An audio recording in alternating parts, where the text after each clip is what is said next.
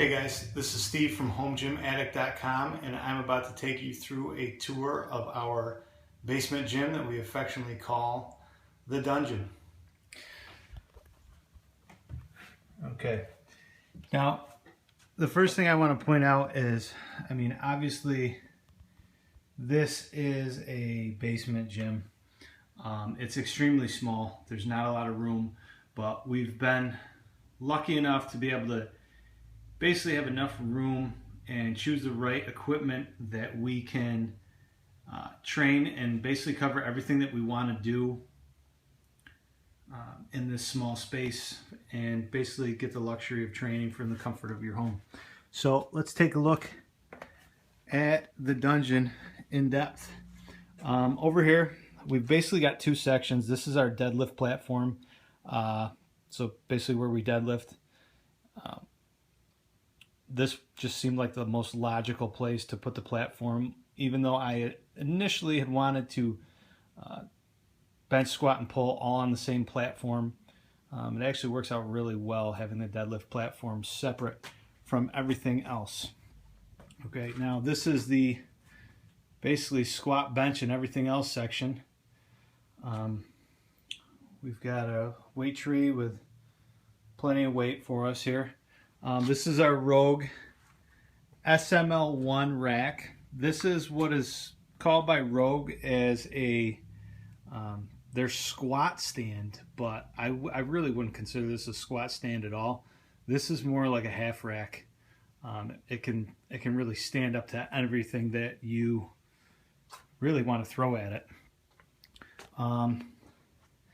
Support stands right here, support arms for safety. That was one thing that was super important to me when pricing all this stuff out. If you're going to be training at home, then you definitely want those arms. We haven't actually missed a weight really heavy enough. And when I say heavy, I mean upwards of 400 pounds to see what would happen, but I'm pretty confident that these are going to hold up, because if you just take a look at how these turn out, there's such a huge surface area to redistribute the pressure. If you were to actually miss a lift, I don't think it's going anywhere. This bar right here is our Texas power bar. You can verify that is a official Buddy Caps Texas power bar.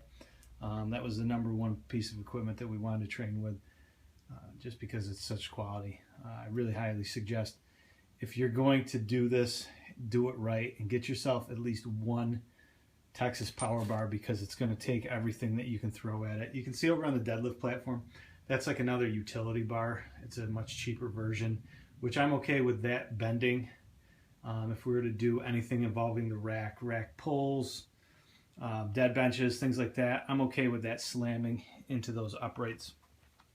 This here is the Rogue flat utility bench. That's the bolt together version. Quick tip for you, if you're doing exactly what we're doing and you're looking for a flat bench, get the bolt together version, just because it allows you to let that thing settle to the floor.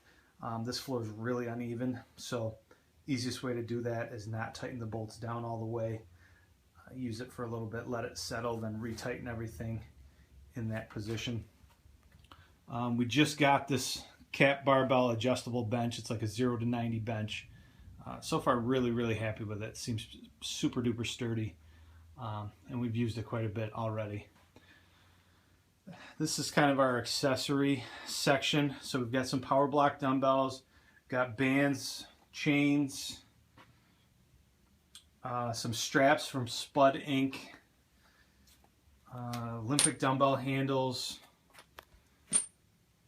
all our wraps, collars.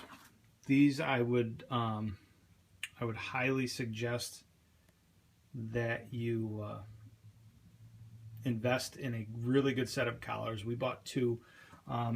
Without those collars, I really think that the adjustable dumbbell handles are kind of not usable, but that's just my opinion. And then finally, we have an Elite FTS prowler that we push occasionally for conditioning. So that's it in a nutshell. Thanks for joining us.